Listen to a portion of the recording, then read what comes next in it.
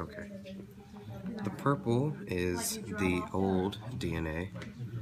The old DNA was split by the protein helicase. Now, when DNA is split, it has a tendency to go back to its original shape. Therefore, we have single-strand binding proteins that will hold it in place from going back to its double helix. And here we have topoisomerase. This keeps the DNA on this side from coiling too much, because it will do that when this part of the DNA uncoils. Okay, so then the DNA runs from 5' to 3', and RNA primers comes and puts RNA primers on, and DNA polymerase 3 then adds on the complementary nucleotides, and it moves along the DNA strand. And then DNA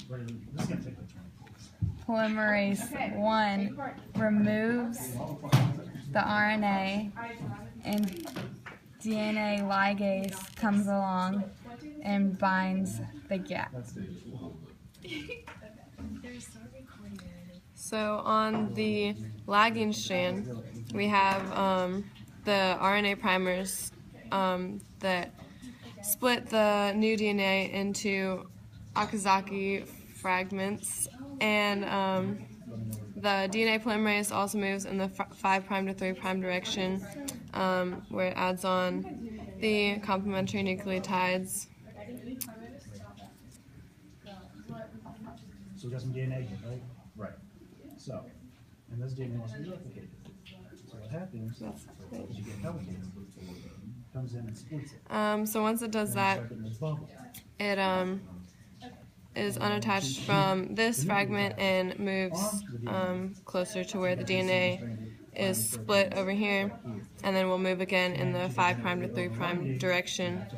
And then once the fragment has added the nucleotides, the DNA polymerase 1 comes and removes the RNA primers once again, and the